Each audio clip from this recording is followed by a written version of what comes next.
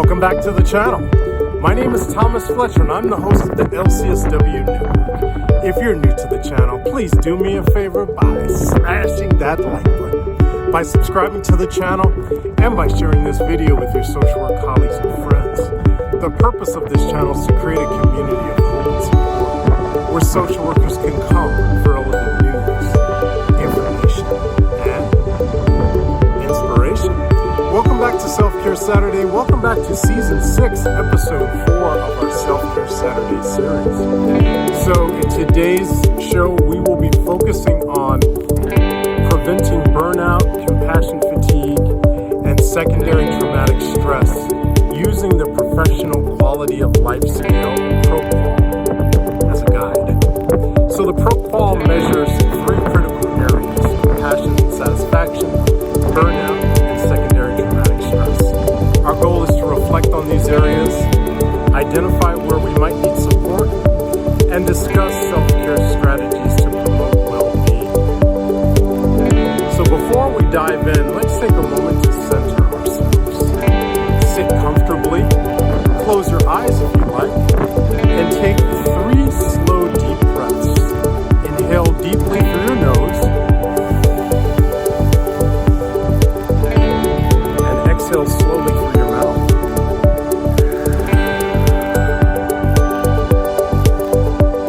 Do that one more time.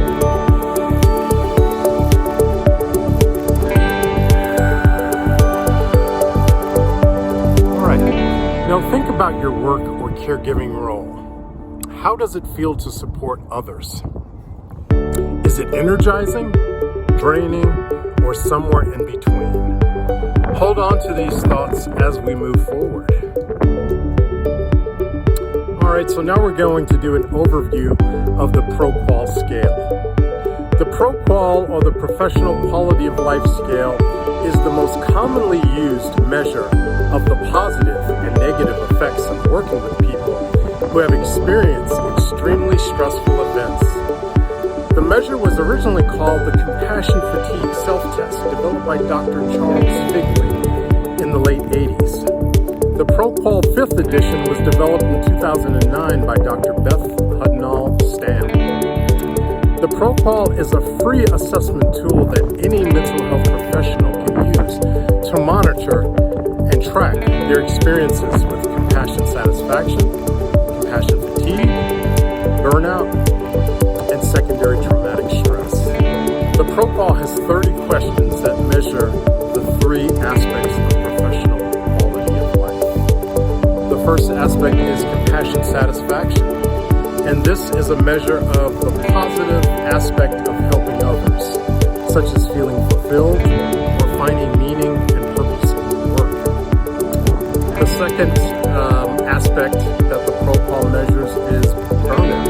And burnout reflects feelings of exhaustion, frustration, or disconnection from your work or your role. And the third aspect that the ProQOL measures is secondary traumatic stress. This arises from exposure to others' trauma, leading to symptoms like anxiety or difficulty sleeping. So each area helps us understand how our work affects us emotionally and physically. Let's take a moment to think about these 3 areas. Which one feels most present in your life right now?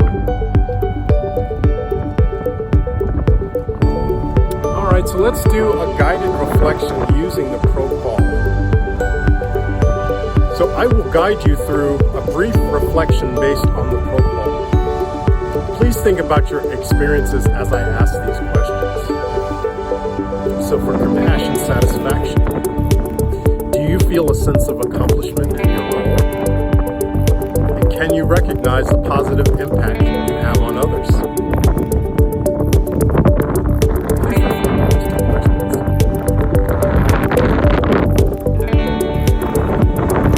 All right, let's move along to burnout. So for burnout, do you feel physically or emotionally exhausted at work? Be honest. And secondly, related to burnout, are you struggling to connect with the purpose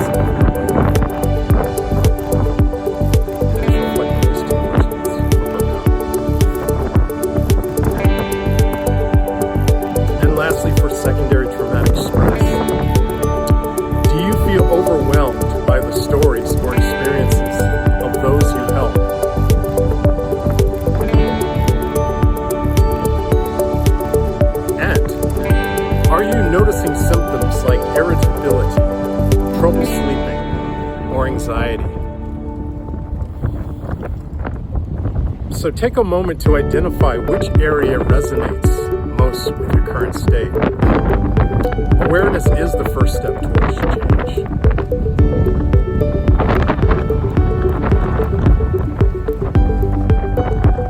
All right, so this next part we are going to focus on self-care strategies. So let's focus on how we can address those areas with self-care, starting with compassion satisfaction. Please reflect on why you started this work and the impact that you've made.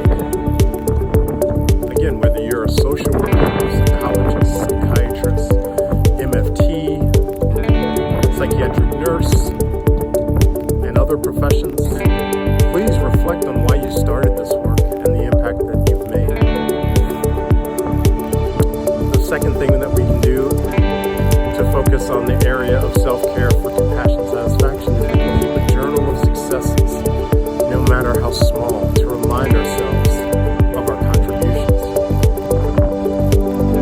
Alright, so compassion satisfaction, again, we reflect on why we started this work and the impact that we've made, and we can also keep a journal of successes to remind ourselves of our contributions that we've made, no matter how small they are. The next area of self-care strategies is focusing on burnout.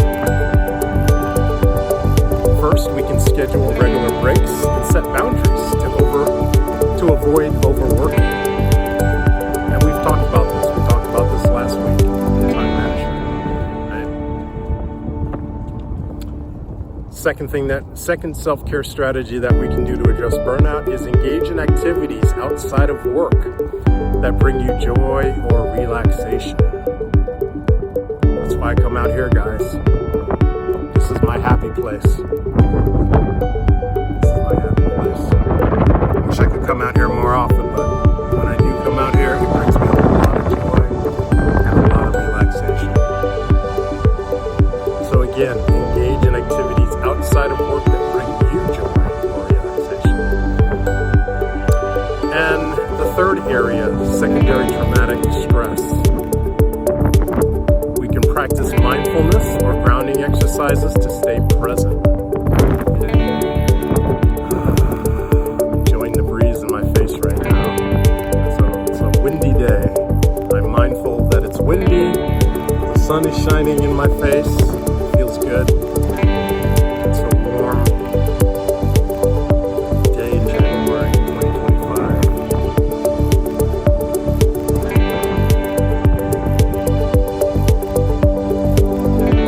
So practicing mindfulness to stay in the present. And we can also seek supervision, peer support, or therapy to process difficult emotions. This is very important as well.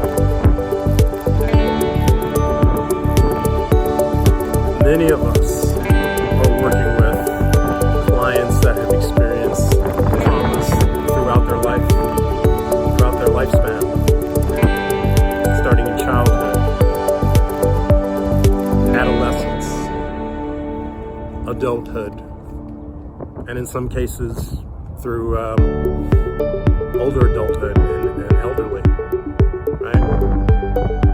So it's important that while we are providing a place for our clients to process and overcome the challenges that they've experienced in their lives, we need to also seek support, whether it's through supervision, through peer support, or through therapy, to process the difficult emotions that come up for us as we are working with clients that are, again, processing and overcoming their own difficult emotions. Right? And it's important for, I've said this many times, but self-care is not selfish, it's essential. And I said this last week, you can't pour from an empty cup. So take care of yourself first, right? So let's, in conclusion, as we wrap up,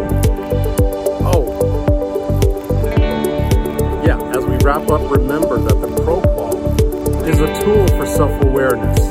By regularly checking in with yourself, you can prevent burnout, compassion fatigue, and vicarious trauma before they take hold.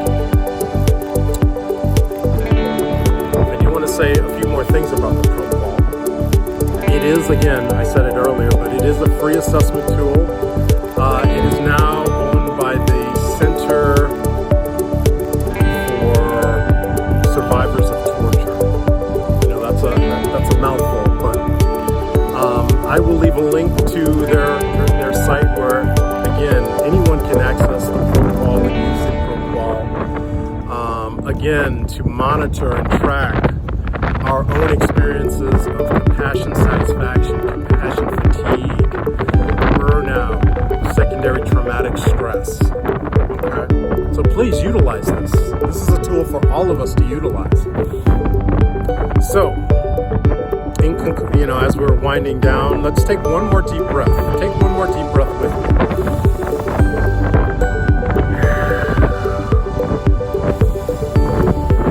Inhale, hold, and exhale.